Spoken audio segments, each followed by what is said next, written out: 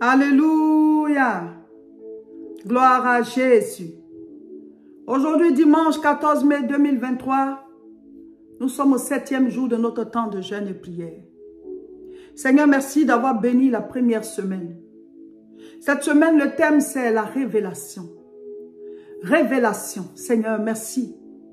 Nous avons décidé de lever les yeux vers toi. Et tu as décidé de te révéler à nous. Révèle-toi, Seigneur, à toute personne qui est avec nous dans ce programme. Révèle-toi à tous les frères, à toutes les sœurs.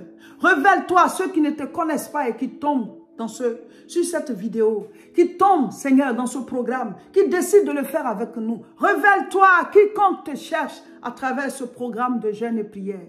Même si la personne ne fait pas le jeûne, qu'elle suit le programme. Révèle-toi, Seigneur. Nous avons décidé de lever les yeux vers toi. Oh, ce programme est puissant. La révélation de Dieu est accordée à chacun de vous. Les jougs sont brisés dans vos différentes vies. La puissance de Dieu vous est révélée. La main puissante du Seigneur dans vos familles vous libère. Là où cette vidéo est jouée, recevez la puissance de Dieu. Recevez le feu de Dieu. Recevez l'onction qui brise le joug. Recevez la révélation. Soyez guéris de vos maladies. Que les portes de vos vies s'ouvrent. Que la puissance de Dieu vous localise maintenant là où vous êtes. J'appelle à l'existence la gloire. J'appelle à l'existence la révélation des mystères du royaume. J'appelle à l'existence l'onction qui brise le joug. Recevez le Saint-Esprit. Recevez la vie de Dieu. Recevez la puissance éternelle. Recevez, vous et vos familles, une nouvelle alliance. Une nouvelle alliance avec le Seigneur, Dieu créateur du ciel et la terre. Recevez la vie. Recevez le Saint-Esprit. Recevez la puissance. Recevez l'onction. Shikata rabashente rebosa. Bekine sayondo brente rigonte. Shikata rabashekete rebosuta rabashe kandamaito brenta. Au nom de Jésus. Il est Dieu. Jésus est Dieu. À lui la gloire. À lui la célébration. À lui la louange. À lui l'onction. À lui la puissance au siècle des siècles. Aujourd'hui, c'est notre journée d'intercession. Nous voulons prier pour tous les pays en guerre. Seigneur, tu les connais. Tu les connais. Tu sais comment le peuple souffre en pleine guerre. Tu sais comment la population est désespérée. Où il n'y a plus rien, Seigneur. Mets fin à la guerre dans le monde. Mets fin à la guerre en Ukraine. Mets fin à la guerre, là où il y a la guerre, à travers le monde, des guerres oubliées.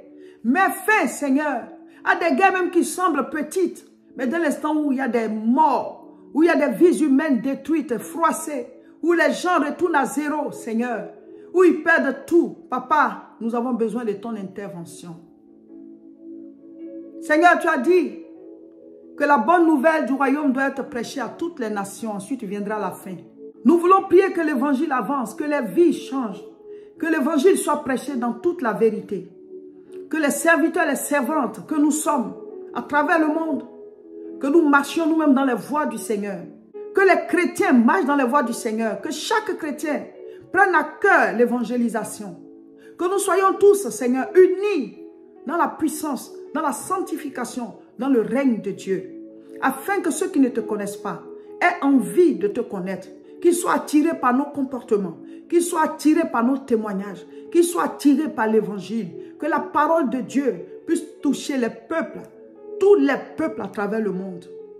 Tu as dit la bonne nouvelle du royaume sera prêchée à toutes les nations, ensuite viendra la fin. Révèle-toi aux nations, révèle-toi aux peuples, révèle-toi aux villages, dans les campements, révèle-toi dans les villes, révèle-toi dans les nations à travers le monde, papa, que ton règne vienne. Car ton règne, c'est la vie. Que ton règne vienne. Car ton règne, c'est la parole. Nous brisons le joug de la guerre. Nous brisons le joug des vies qui se froissent tous les jours. Nous brisons le joug, oh oui, de la souffrance, de la misère à travers le monde. Et nous appelons à l'existence le règne de Dieu. Nous appelons à l'existence la puissance qui libère, qui délivre, qui brise les jougs. Nous appelons à l'existence le miracle. Au nom de Jésus. Au nom de Jésus. Alléluia, Jésus. À toi la gloire. À toi la gloire, Seigneur. Merci Jéhovah. Merci Jéhovah. Merci parce que tu entends nos cris. Que tous ceux qui sont dans ce programme soient bénis par toi. Nous voulons voir des exaucements puissants. Nous voulons voir des réponses à nos cris. Agis, papa. Exauce et que nous ayons de grands témoignages. Merci pour cette première semaine que tu as bénie. On te confie les 2 autres semaines de notre moment. Sois avec nous. Donne-nous la force. Encourage-nous, Seigneur. Donne-nous l'onction. Que ta main puissante soit avec nous jusqu'à la fin. Comme on a l'habitude de le dire. Jusqu'à la gare, Seigneur. Sois avec nous dans ce train du jeûne. Alléluia. Que la gloire te revienne. Au nom de Jésus. Soyez bénis, cher peuple de Dieu. Aujourd'hui, dimanche 14 mai 2023, nous sommes au 7e jour de notre temps de jeûne et prière. Félicitations. Bravo, bravo, bravo à tout le monde. Ça fait une semaine d'achever. Félicitations, bravo, bravo, bravo. Il nous reste 2 semaines. Prenez courage. Nous maintenant, voilà, nous sommes toujours dans le train du jeûne. Et demain, lundi, nous commençons la 2e semaine. On a déjà mis en ligne le programme. Il faut la prendre, la fiche. Comme ça, chaque jour, vous savez, voilà, quel sujet ajouter à vos 10 sujets. Et vous savez, voilà, quel passage méditer. On a déjà mis en ligne le programme. Il faut le prendre. Donc, la nouvelle semaine qui commence, le thème, c'est transformation. Après la révélation, c'est la transformation. Dieu doit te transformer à son image et à sa ressemblance. Il doit te transformer par rapport à ta destinée, par rapport à son plan. Tu dois te transformer. Voilà. Tu laisses Dieu te transformer à l'image de ce à quoi il t'appelle. Transformation pour la 2e semaine. Que le Seigneur vous bénisse. Et dès le début, on a lu, le premier jour, on a lu Luc chapitre 1. Et aujourd'hui, on lit Luc chapitre 7. C'est-à-dire qu'un chapitre par jour, tous les jours. Amen. Donc, je vais dire quelques passages qui m'ont touché. Luc chapitre 1, verset 34. Marie dit à l'ange, « Comment cela se fera-t-il, puisque je ne connais point d'homme ?» L'ange lui répondit, « Le Saint-Esprit viendra sur toi, et la puissance du Très-Haut te couvrira de son ombre. C'est pourquoi le Saint-Enfant qui naîtra de toi sera appelé Fils de Dieu. » Voilà, l'évangile de Luc chapitre 1. Voilà, ce passage m'a beaucoup touché. Quand souvent Dieu veut faire un miracle dans nos vies, nous, on veut comprendre ça de manière, voilà. Parce que c'est spirituel le miracle. Donc, on dit, mais comment ça va se passer? Mais le Saint-Esprit, c'est lui qui vient sur toi et qui fait le miracle. Et donc, souvent, on peut poser la question au Seigneur, il ne va pas se fâcher. L'ange ne s'est pas fâché quand Marie a demandé. Voilà, on peut demander au Seigneur et il va nous parler, il va nous donner la révélation. Il a dit que le Saint-Esprit va venir sur elle et l'homme du Tout-Puissant va la couvrir. Souvenez-vous de Psaume 91. La Bible dit, celui qui demeure sous l'abri du Très-Haut repose à l'ombre du Tout-Puissant. Ça veut dire que cette même ombre de laquelle l'ange a parlé à Marie, si nous restons sous l'abri du Très-Haut, si nous avons une vie de prière, nous reposons sous l'ombre du Tout-Puissant. Donc nous aussi, nos miracles vont éclore. Des choses qu'on ne peut pas expliquer vont se passer dans notre vie. On aura de grandes victoires, de grands miracles. Les gens vont dire, mais comment ça s'est passé? Ben c'est juste, voilà, c'est un miracle. C'est l'homme du Tout-Puissant qui crée ça. Il y a des choses qui ne s'expliquent pas. Comme on l'a dit, ce sont des mystères du royaume. Une femme qui n'a pas eu de rapport sexuel, le Saint-Esprit vient sur elle et elle conçoit un bébé. Ce sont les mystères du royaume. Ceux qui ne sont pas nés dans le royaume de Dieu, ils ne comprennent pas, ils ne peuvent pas comprendre. Donc ils rigolent même, ah ça c'est quoi? Mais celui qui a créé les normes, lui, il est au-dessus des normes. C'est Dieu qui a dit que l'enfant va naître par accouplement. S'il dit, bon, je passe autrement, il le fait. Les plantes ne s'accouplent pas, mais elles se reproduisent. Dis-moi amen. Donc, si Dieu dit, ça va se passer autrement, ça se passe autrement. C'est ça, comprendre les mystères du royaume. Savoir que rien n'est impossible à Dieu. Luc chapitre 2, je lis le verset 25. Et voici, il y avait à Jérusalem un homme appelé Simeon. Cet homme était juste et pieux. Il attendait la consolation d'Israël et l'Esprit Saint était sur lui. Il avait été divinement averti par le Saint-Esprit qu'il ne mourrait point avant d'avoir vu le Christ, le Seigneur. Waouh! Il y a des gens qui ont des communions avec Dieu, hein? Le vieux Siméon. Ça dit que le Saint-Esprit lui a dit, toi, tant que tu n'as pas vu la naissance du Messie, tu ne vas pas mourir. Sa relation avec Dieu, là, comme j'ai dit là, ça a dépassé naturel, c'est non surnaturel maintenant. C'est comme ça que chacun de nous doit avoir une communion avec le Seigneur. Ce n'est pas que, comme j'ai dit là, forcément tu vas avoir des agitations ou bien des choses vont t'apparaître. Non. Siméon, il était normal. Il était relié à Dieu. Il était relié à Dieu par sa communion, sa relation avec le Seigneur. Donc il y avait des choses que Dieu lui disait et qui étaient vraies. Et il vivait en fonction de ça. C'est pas que, on va dire, ah, il est vieux, il va mourir. La maladie même qui est dans son corps, là, ça a disparu. Parce que Dieu dit, Siméon, tu restes là. Souvent on dit, ah, je suis malade, donc je vais mourir vite.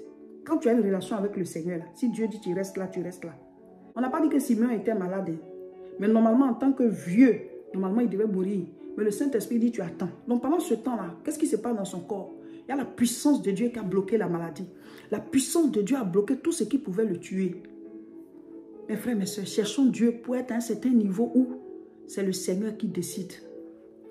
Rien ne peut t'enlever sur la terre, sur le plan de Dieu n'est pas ça. Ça dit si ton temps n'est pas arrivé, à cause de ta communion avec le Seigneur. Dis-moi amen. Luc chapitre 3, verset 8. Produisez donc des fruits dignes de la repentance et ne vous mettez pas à dire en vous-même, nous avons Abraham pour père, car je vous déclare que de ces pierres, Dieu peut susciter des enfants à Abraham. La première phrase nous intéresse. Produisez donc des fruits dignes de la repentance. Quand tu dis que tu t'es repenti là, produis des fruits dignes de la repentance. Il ne faut pas dire juste je me suis repenti. Mais il faut qu'on voit que tu as changé. Il faut qu'il y ait des fruits, les fruits dignes de la repentance. Donc la repentance a des fruits. Dis-moi amen. Donc notre vie doit montrer qu'on est des repentis. Tu ne peux pas dire que tu es un repenti et tu continues ce que tu faisais avant. Non, tu n'es pas encore repenti. Luc chapitre 4, à partir du verset 1. Jésus, rempli du Saint-Esprit, revint du Jourdain et il fut conduit par l'Esprit dans le désert, où il fut tenté par le diable pendant 40 jours. Il ne mangea rien durant ces jours-là et après qu'il fut écoulé, il eut faim. Donc après les 40 jours, il a jeûné pendant 40 jours. C'est à la fin qu'il a eu faim. Verset 3, le diable lui dit, si tu es fils de Dieu, ordonne à cette pierre qu'elle devienne du pain. C'est un symbole. Hein? La pierre, normalement, c'est pour construire. Avant, les gens, ils bâtissaient avec les pierres. Mais le diable dit à Jésus que ce qui est fait pour bâtir, il n'est qu'à transformer pour manger. Vous savez, dans notre vie, il y a des choses qu'on doit mettre de côté pour bâtir. Mais le diable va te dire, transforme ça et puis mange. La dîme, là, c'est pour bâtir tes finances dans le monde spirituel. Le diable va te dire, mange ta dîme.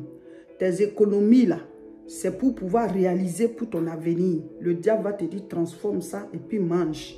Ça veut dire quoi? Utilise ce que tu devais utiliser demain, là. Consomme ça aujourd'hui. Achète des choses inutiles pour que demain tu puisses pleurer. La pierre, c'est pour bâtir. Le pain, on le mange aujourd'hui et puis c'est fini. La faim d'aujourd'hui ne va pas te tuer. Le jeûne que tu es en train de faire là, c'est pour bâtir ta vie. Ne transforme pas cette pierre du jeûne en nourriture pour manger. C'est-à-dire que je renonce au jeûne, je vais commencer à manger. Non, mes frères, mes sœurs. Tout ce qui est dans la parole de Dieu a une explication. Luc chapitre 5, verset 37. Et personne ne met du vin nouveau dans de vieilles outres. Autrement, le vin nouveau fait rompre les outres, il se répand et les outres sont perdues. Mais il faut mettre le vin nouveau dans des outres neuves. On n'a pas de commentaire même à faire. Si tu veux que le Seigneur fasse de nouvelles choses avec toi, accepte de devenir une nouvelle outre. Laisse la vie d'avant. On ne met pas du nouveau vin dans de vieilles outres. Change. Deviens une nouvelle outre pour que le Seigneur mette du nouveau vin en toi, pour qu'il fasse de nouveaux programmes avec toi, pour qu'il t'utilise, pour qu'il puisse te faire rayonner. Deviens une nouvelle outre. Luc chapitre 6, à partir du verset 12. En ce temps-là, Jésus se rendit sur la montagne pour prier et il passa toute la nuit à prier Dieu. Quand le jour parut, il appela ses disciples et il en choisit 12 auxquels il donna le nom d'apôtres. Jésus devait choisir ses apôtres, des gens qui devaient rester auprès de lui pendant longtemps, à qui il devait enseigner la parole de Dieu et à qui il devait transmettre l'alliance. Il a passé toute la nuit à prier. Souvent, on n'interroge pas Dieu et on laisse certaines personnes autour de nous et ce sont ces personnes-là qui nous créent des problèmes. Ne prenez pas de décisions sans avoir interrogé Dieu pour avoir toutes les réponses. Tant que Dieu ne répond pas, ne pose pas l'acte là, le fait de ne pas répondre, ça répond plus à non, ça ressemble plus à non qu'à oui. Luc chapitre 7, verset 14. Il s'approcha et toucha le cercueil. Ceux qui le portaient s'arrêtèrent. Il dit, jeune homme, je te le dis, lève-toi. Jésus continue de faire les miracles. Il venait de ressusciter le fils de la veuve de Naïn, une femme qui était déjà veuve et qui venait de perdre son fils unique. Jésus a la compassion. Jésus est miséricordieux. Jésus est amour, mes frères, mes sœurs. Voici un peu les passages. Tous les passages sont bons, hein, mais quelques passages du début jusqu'à la fin de notre lecture. Voilà, aujourd'hui, on est à Luc chapitre 7. Donc, mettez en commentaire ce que vous avez compris. Dès demain, lundi, on commence Luc chapitre 8 et c'est la semaine de la transformation. Prenez la fiche de la prière et puis on se prépare encore pour une nouvelle semaine glorieuse. Que le Seigneur vous bénisse. Le jeûne là, c'est jusqu'à la gare. Soyez bénis. Abonnez-vous. Mercredi, on sera en direct. Partagez massivement la vidéo.